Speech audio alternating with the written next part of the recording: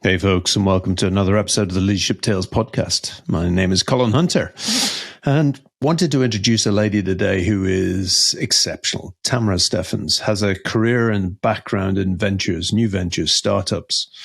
And when you hear the conversation today, you'll hear some of the journey that she's been on, from the first email through to some mobile technologies. What's really critical for me is listening to this conversation is the story she tells about how she's operating those teams. Enthusiasm is in abundance, but it's the stories about how she's operating, how she's made those startups work. So now she's in ventures.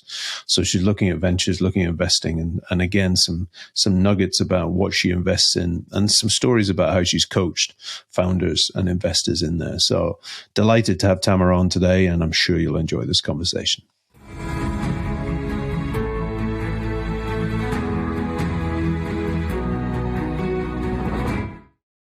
Tamara, lovely to have you on the show today.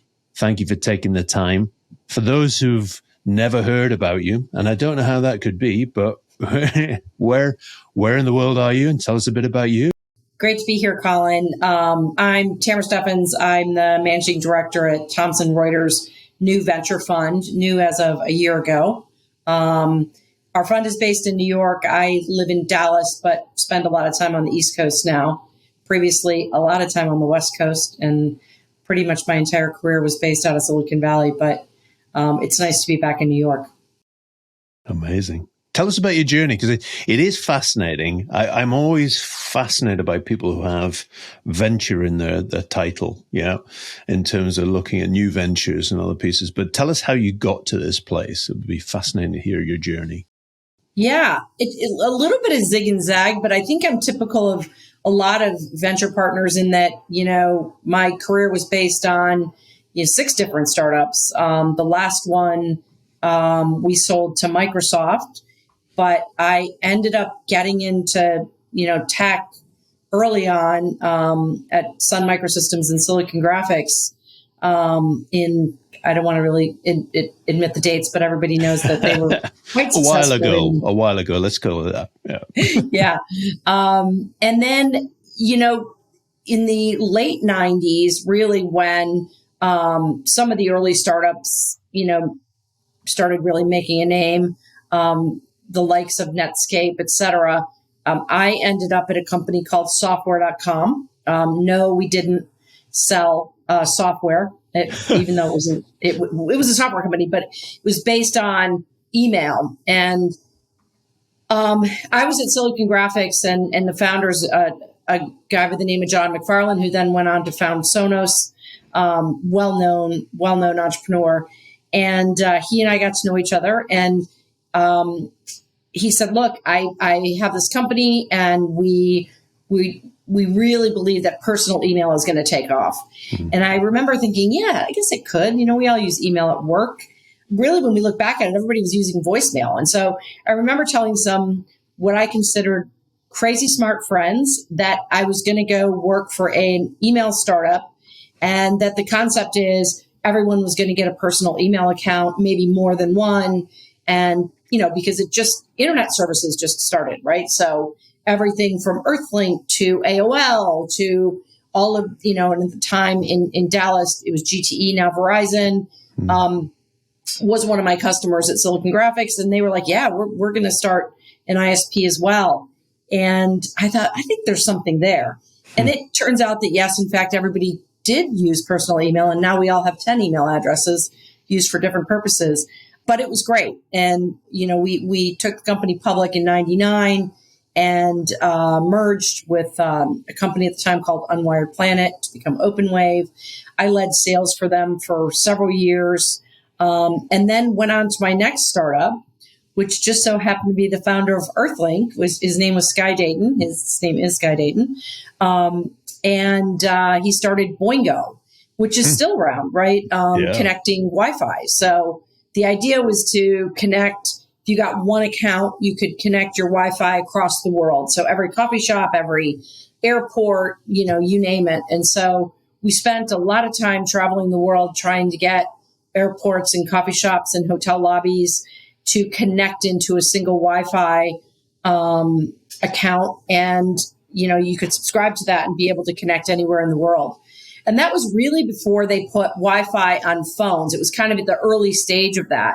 So what was unique about it was once they got laptops going, with Wi-Fi, immediately that moved over to an option on the phone, and it really took off, right? And so having a Wi-Fi account to be able to connect anywhere became pretty critical. And again, I remember friends of mine going, what are you doing? You're like flying all over trying to talk people into being on a Wi-Fi network. But it worked out well as well. And that company also went public. Then I did a number of startups after that. A couple that, one, we recapped. It was called Fusion One. It was backup software for your mobile phone. Funny enough, most people at the time would drop their mobile phones in water, normally in the bathroom, which, you couldn't get your phone. You couldn't get it back, right? Nothing was on it. You lost everything. Verizon had this idea that if you had a Verizon phone, you could go in and everything would still be on it. So you paid them $1 a month, and it was called backup and recovery software. And if you ever lost your phone or dropped it, wrecked it, they could, hand it back to you. And that was really before everybody had cloud, right? Mm-hmm. When Apple and Google really didn't offer cloud services, right? It was the technology that was used on mobile phones back then was actually by Qualcomm. It was called Brew. And then, Apple and Google stepped into the mix. But, it seemed like I kind of started in email and immediately went to mobile because obviously the email company I started with, we quickly moved to a mobile application as well. And then it sounds funny, but I ended in email. So Accompli was a company started, and I knew, several of the guys were with me in my first journey at software.com. And we started Accompli, and it got sold to Microsoft, and it's now, for most of you that use Outlook on your phone, it's Outlook Mobile. So started with email, ended with email. I can't get away from email. I was just about to say, we use Slack now, and we're starting to move away from that. So I'm fascinated just about the culture, because there's a history of what it sounds like networking that took you through, and then there's cutting edge in nearly everything you were doing in startups. What was it about the startups and those that really got you enticed and then kept you in that loop? I think for me, I liked the small beginnings of most startups, right? Where, you get a chance to do everything. I remember, the last startup I was at was Accompli, and we only had 11 people. And we ended up QAing the product ourselves, right? We didn't even, and I happen to be somebody who always used Android. A lot of the other guys used iOS. And so I think I was like, the best bug detector they could have found, right? Yeah. So I liked the fact that, yes, I was running business development, sales, revenue, operations, and kind of overall ops. And then, the engineering team was designing the product and doing what they had to do, but we were all using it, right? And so as it didn't matter whether I was, fixing bugs or telling them what was wrong, writing the financial plan, whatever we needed to do. I like the fact that you'd have to do it all, right? So, now, and I kind of fell into venture after, Accompli got bought by Microsoft. I led a very large biz dev team on the productivity side of the house for Microsoft. So everything under, Office 365, education, all of our ed tech products. And doing that, coming from a startup and going into a big company, it was really interesting because I think that's one of the things that has made my leadership style pretty different. Meaning, I don't care if somebody needs me to clean the bathroom, right? If that's the job I need to do as a leader so the rest of the people can do whatever it is they're going to do to make the company successful, that's great. I'm happy to go do it. So I think having that startup experience makes you a more flexible leader, especially in times of, when you need more resources and you don't have them, right? You got to be able to do everything. I used to have a client friend who used to change the light bulbs, and it was a large gas container ship, but he was the one up there going, I'm changing the light bulbs. And, for me, it's the concept of sweeping the sheds that the All Blacks, the New Zealand rugby team, have. There's the senior leaders clear up the dressing room afterwards. That's what they do. And it's about keeping humble, grounded. So there's something for me in there that as a leader doing that is a sign of respect to the rest of the team as well. Yeah. Right. Well, and I think the team becomes more open when you take that approach, right? There's not this level of, this is the leader, so you got to go through these 3 people before you talk to them. If you really want to create an open door policy, you've got to be able to do every job that's on your team, right? So be able to functionally at least understand it, right? I can barely write code. So from an engineering perspective, I don't think I could do much to help. But I did understand what they were doing, right? And I could bring, a bug or a problem in the software and explain, it in a way that they could understand it so they could fix it. So I had great appreciation for what they were doing. And I think in turn, they appreciated what I was doing.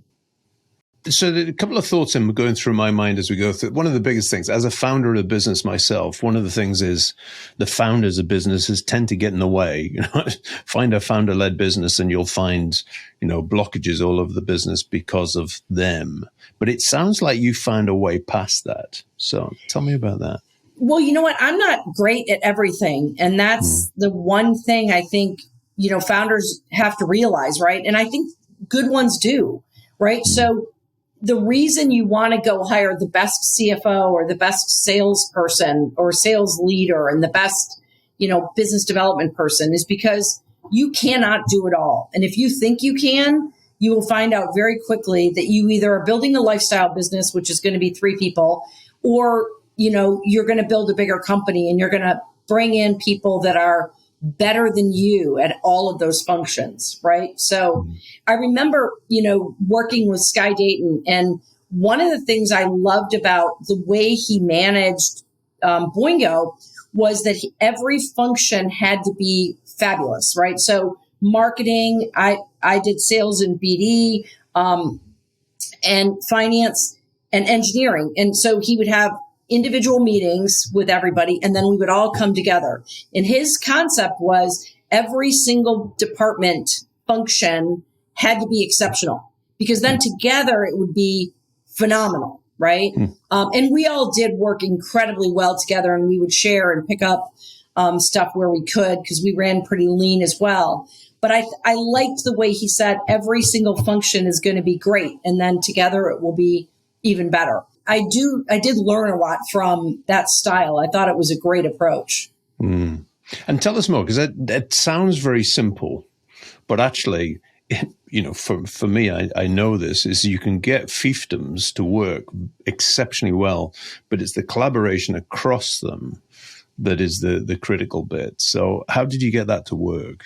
It's interesting because I think, the approach was more like, if there is something broken in engineering and I understand it at a department level, right, or at a functional level, we can go and fix that, right? So I'm going to make sure that each block, if you will, is, functioning well. Because if they're all functioning well, putting them all together is going to be easier. And I agree with that, because in theory, like if for some reason my sales organization or my BD organization wasn't, selling the product, right? But product was doing great and engineering was doing great and marketing was doing great. Well, the problem is in sales, right? It really is. If I'm not selling the product and all these other groups have a good solution. Now, in fact, if I could point out why the product was broken or something else. But again, if product was running, right, and it wasn't broken and engineering wasn't broken and marketing wasn't broken, well, then I should be able to sell. That's a fact, right? Now, everybody could argue there's product market fit and some other things like that. But let's make the assumption that, there was product market fit, right? And so if I wasn't selling and yet all the other, blocks were doing well, then the problem was in sales and I should go figure that out. I love that. No, I totally agree with you actually when it comes to that, because if you're functionally doing well and actually your product is right, and it comes to a question I've got to ask you about. So you've seen over a period of time different startups and different learning. You know, take lean startup, you take the minimal viable product, you take all the theories and the practices now in terms of startups and how it's changed. There's a piece for me about the growth of that type of organization and the business. And there's a bit about getting the product right. So I just want to come back to that and getting the product right. Tell me about your experience of how it's changed and how you've learned over your time. Gosh, in the last couple of years, it's really ebbed and flowed, right? I mean, because there was so much money going into the markets in 20 and 21, in some ways, that created overhiring. And I think maybe even you didn't get to exactly what you just said. You almost didn't get to MVP before you had, 20 engineers working on version 2 and 3. So you never really, figured out exactly where it fit in the market. And now, the sales organization is working with a product that wasn't a perfect fit to start, but we way overhired and, we're charging ahead, right? If you go back, you can read a lot lately. Different VCs have different opinions, but I tend to agree with the one that with less money, you can actually do more because you actually end up having to make sure you have that product market fit, right? And getting those first customers that will actually pay you for the product or service, right? Whereas before, if you had a long runway, you could stretch out when you could, have revenue start hitting the books. That never used to be the case. In a startup, you really had to, not pay yourself, not pay the engineers sometimes in the beginning. And then, okay, we figured it out. Now we know we can sell this product for this amount. We've got a couple of references. Let's go build the company, right? Which I think we're reverting back to that. And I think it's going to be a good thing. I think what's going to happen is we're going to end up with a lot of great companies that come out of 2023, 2024 with, a leaner approach to start. That's very interesting. I want to sort of dip into that a bit further because it's from quite a few people listening. They go, I can't leave my organization. My salary's good. I don't want to take the risk, golden handcuffs, all of those principles. And then you talk about startup, might not even be able to pay myself or pay the engineers or whoever it is in there. How does that operate? Because a lot of people go, so how do you live? How do you get by? I happen to be a pretty frugal person to begin with, so I could probably have done it. That I did it 6 times and never really thought about it. But I think you have to have that mentality, right? Where you might not make a paycheck for a little bit, or it might not be a hit, right? You might end up going to work somewhere, taking less money, trying the startup thing, and 2 years later going, ugh, that wasn't a great idea. But if you learned from it and the next time you do it, you've taken all those lessons and you can apply them, you will, I think you will be successful if you keep trying. There's a lot of pivoting in startups. And I think I've also become really good at that now, even being at 2 bigger companies, is really thinking about the direction and being able to pivot, because I think that's part of successful startups will pivot if needed, right? So, we at software.com, it was desktop based email, right? It wasn't on your phone. And as soon as people started, doing, obviously you could do texting on your phone, but if you recall in the early days, you couldn't even text me because if I was on Sprint and you were on Verizon, you couldn't text each other, right? So once they figured that out, email became actually easier with just using internet, right? On phones. And so we saw it, and we were like, immediately we had to move to mobile. And I think pivoting and being able to be flexible is pretty important. And the same thing, if you're going to quit your job and go to a startup, you got to kind of build that flexibility into your life and your mentality before you do it, right? And by the way, the guy that says I've got golden handcuffs and I can't walk away from the salary isn't going to do it anyway, right? No. They're not going to do it. And oftentimes those are great people to keep in large companies and they do great work and they keep doing great work, but they're probably not going to end up being the CEO of that company either because they're not willing to take the risk. And risk taking is a key theme coming through here, because even with startups, I mean, I don't know the stats, but I think it's 80% of startups will fail at some point. And you'll probably correct me on that. But yeah, you're spot on with the number. So yeah, so that's for people. It's got to have a particular mentality. But there's something in it for me that I would love to have in my business. Somebody who had that mentality, which is, we're risking. It's my money. I'm leading and making decisions as if it's my money. So, how do you spot people like that when you're looking at talent and recruitment? When we invest, and even when I was at Microsoft Ventures M12, I like looking at founders who understand, that level of risk, right? And they really understand the finances of the company right from the beginning. Like, we're not going to have revenue until, 8 months, but at 8 months, we're going to do this. And if we can get to, they'll show a detailed financial plan. It won't be right. It's never right? Yeah. Like when we look at startups, I usually take what they give me and cut it in half as far as my financial model of why I would invest. But it doesn't have to be right. It has to make sense, right? And it has to be a plan where even if it is half, they can still be successful, right? So that's how we look at it. And that's usually how I coach founders is take your plan, cut it in half, and make sure you can still make it work. Because that could happen and probably will. So if you think about it from that perspective, you have this great idea, you had some early success, you had early revenue. So you're like, okay, I'm going to do $5 million next year. No, you're not. You're probably going to do one, but make it work with that one, right? Understand your cash flow and what you have and what your runway is to give you the time to actually get to that next number.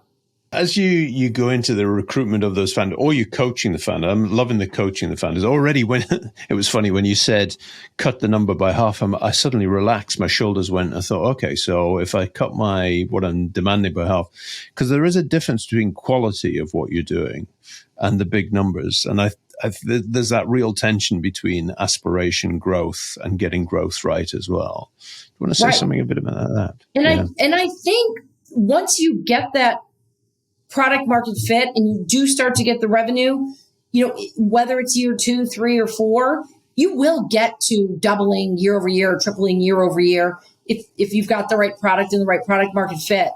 And then you'll be able to see those numbers a little bit, better. It's really in the first few years that you tend to get it wrong. One, and I think it's a good thing I like when founders are super optimistic and show me what the total addressable market is. But there's a fine line between being aggressive and being absurd, right? So, I like the aggressive founder. When someone comes to me with absurd, I'm like, this is not, you'll never hit this, right? And I try not to be negative, but I'm very honest. And usually if I think it's absurd, I'll be like, I'm going to fast pass on this in a nice way, right? Give them as much feedback of why I don't think it will happen. Some have come back and been like, you're right. And I'm like, okay, I'll look at it again if you've adjusted, your spend and your idea, because sometimes it's a great idea with the wrong plan, right? This is a great idea, but the wrong plan. I looked at a company recently that I absolutely loved. It was in tax. And the product, I won't get into details about the product, but they're selling it directly to, the governments of large countries, small countries, and it predicts fraud. And it's great. I mean, technology is amazing, really good use of artificial intelligence. But the reality is, I'm like, you're not going to have a big enough market if you're only calling on the tax position, the tax, the IRS, if you will, of all these big countries. I'm like, what you should do is flip it around and sell it to CPAs or big accounting firms.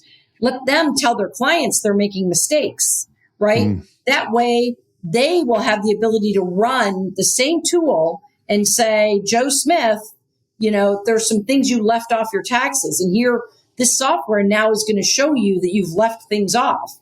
Now, the good news is you can fix it before you send in your taxes, right? Versus that software just going to the government and the government saying, okay, Joe Smith, you're a fraud, which is fine. But I think you actually fixed the problem before. It's almost like there was a product, it's still out there. It's used by a lot of universities called Turnitin. And we really loved them as a partner when we were at Microsoft, and it detects plagiarism on papers. So you used to be universities would run it, and if you plagiarized your paper, you'd immediately fail. They changed their attitude now, and the students now can submit it into Turnitin, and it'll show them where they believe there's some plagiarism or some issue, because sometimes you plagiarize accidentally.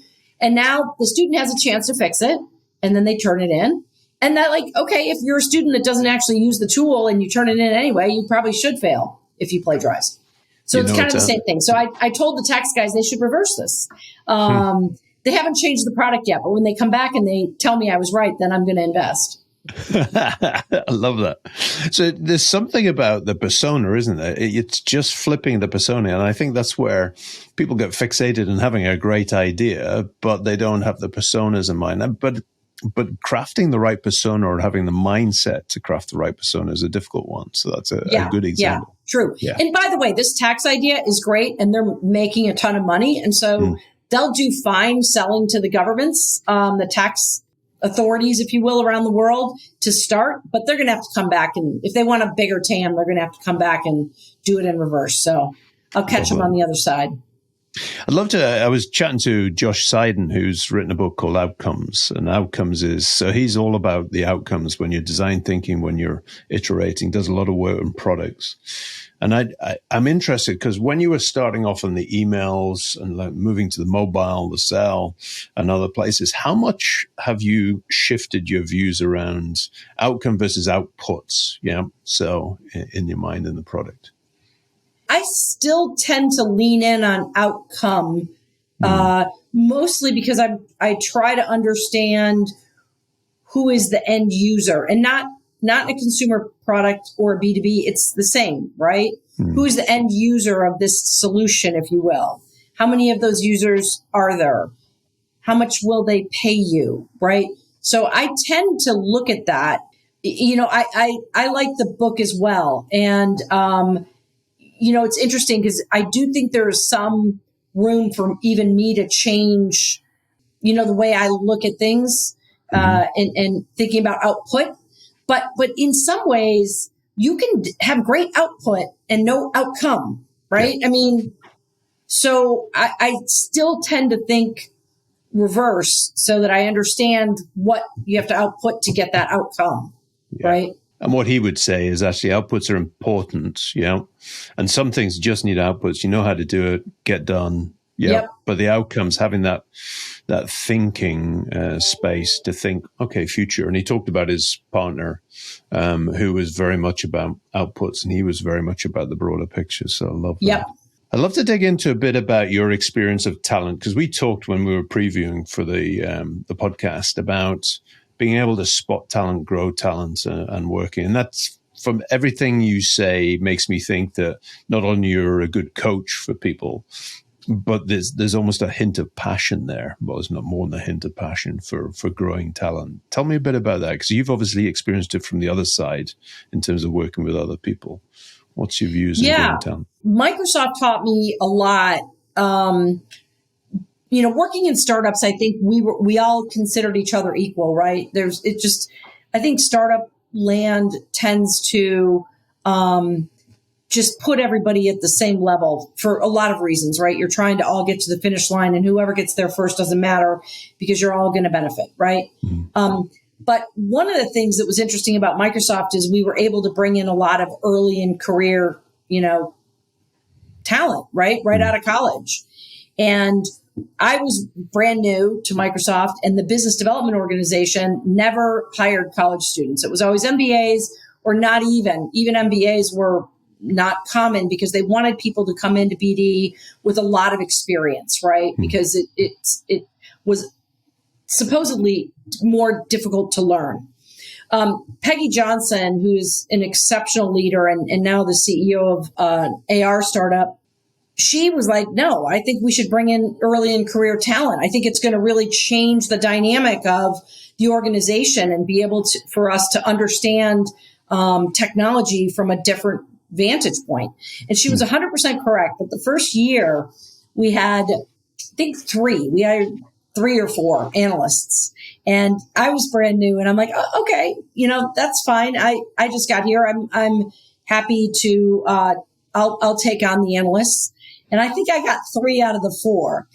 And everyone's like, okay, it's going to take a lot of time, and you really have to coach these people, and you really got to really take the time.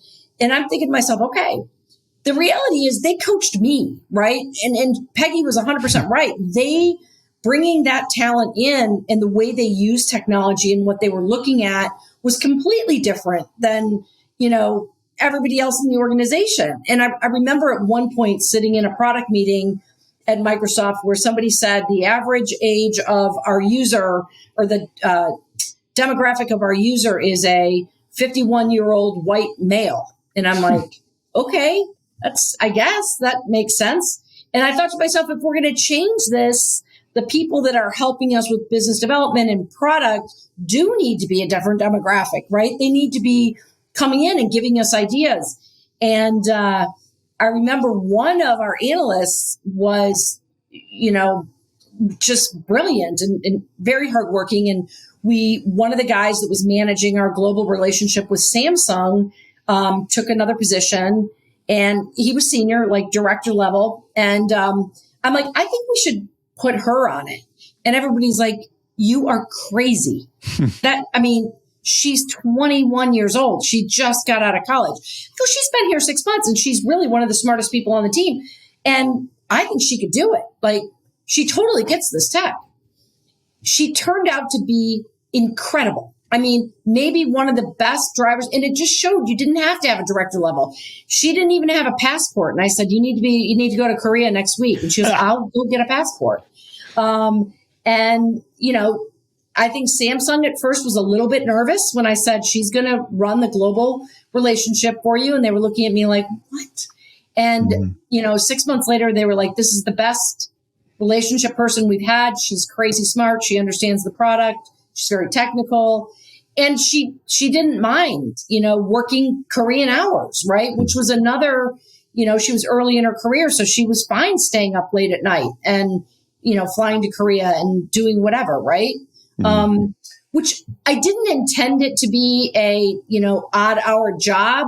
She actually figured it out and said, I'm switching this up. I'm going to, start later and work later because I need to be with the Samsung team more. And I'm like, see, we make a change here with this younger talent, and look what we're getting. Right.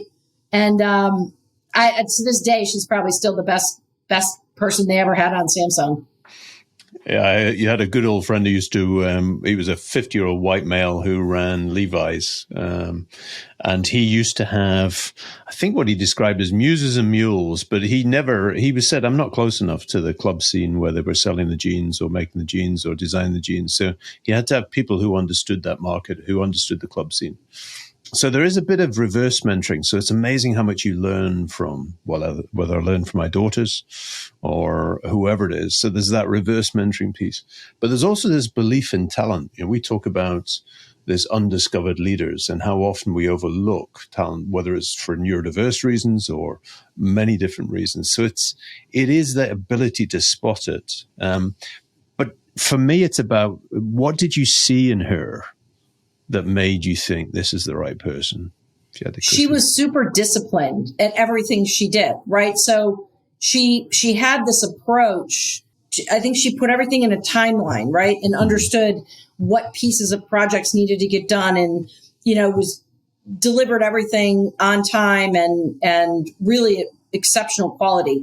And I knew that somebody who was going to take on a big position, with one of our biggest partners, because, it was literally putting, Microsoft software on every Samsung device. It had never been done, right? And so everybody was like, you're crazy. But again, I knew that her discipline level was going to be exceptional, right? And that's what it needed, right? We can't screw this up. Like, it has to be it has to go. Like, we've got to get deliveries out and software out, because half of it was working with product and engineering and making sure we understood what the teams in Korea needed, so that you could have a success of that software working. And I knew she had the ability to do it, right? She was just a really disciplined person. I love that. Great place. We could talk for our hours on this. Maybe we need to get you back, because I'd love to hear some more stories around this. Wanted to come back, as we talked previously about you and how you got here. But again, one of these things that I'm hearing from the recruitment of the talent is around discipline. So I just want to end in terms of, what are the things that you do that you think you've learned that are exceptional in terms of that discipline and those habits? What are they? Yeah, I think the one thing that I do different than I did at the beginning of my career is I listen a lot more. And I don't try to come up with every answer.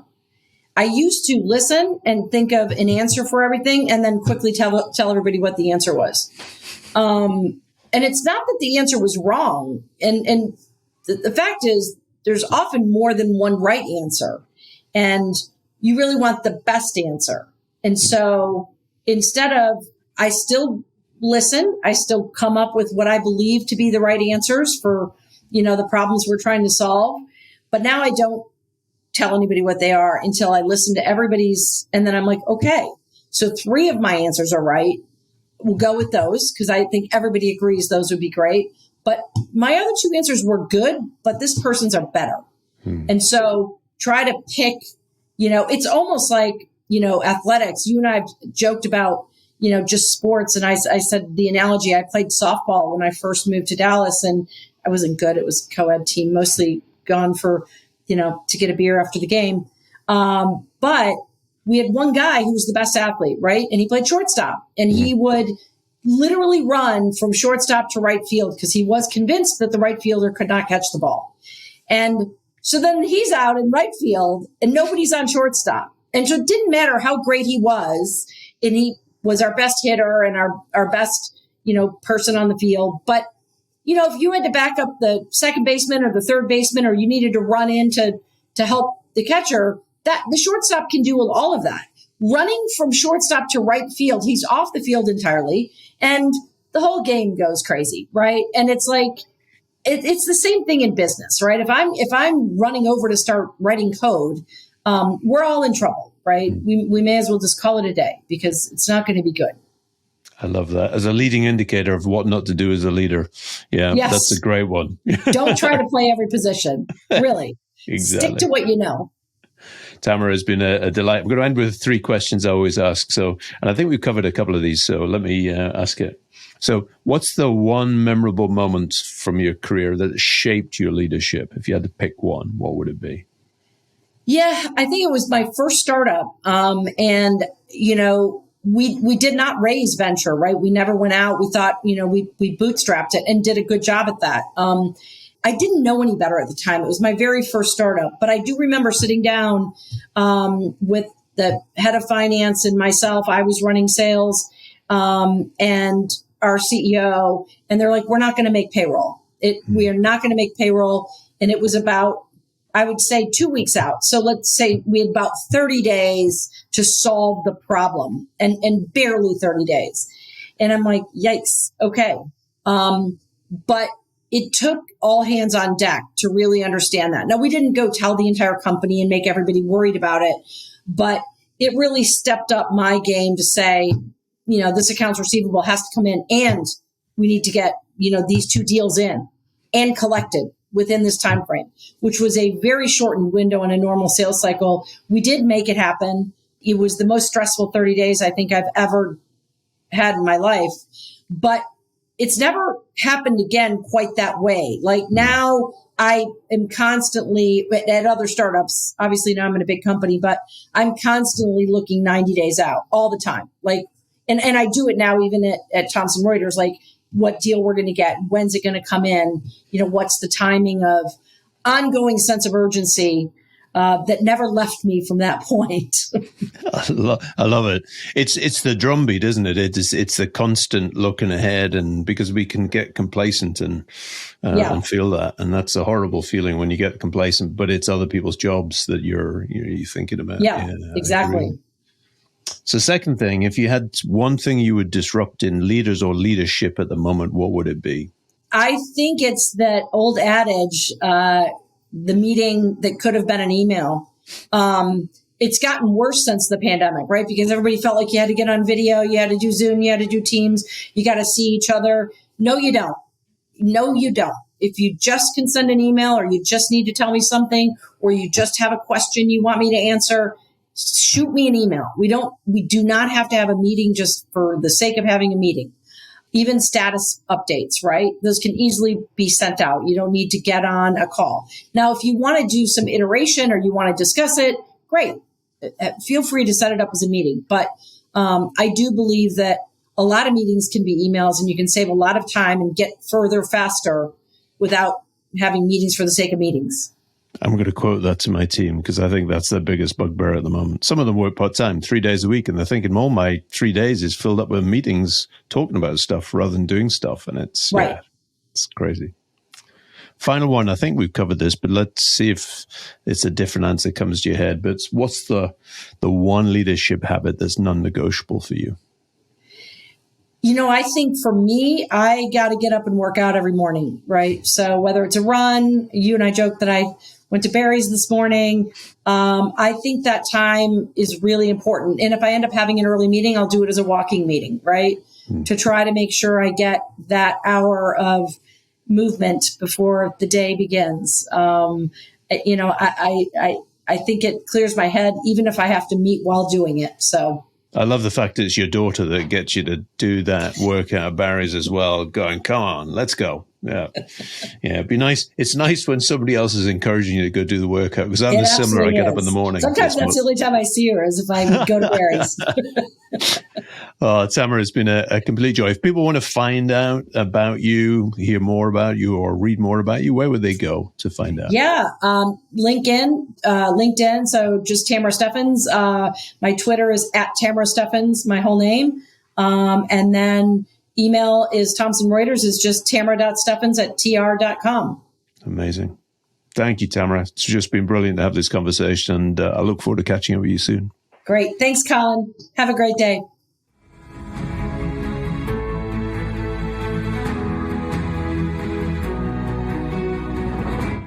Hey, folks, what a conversation.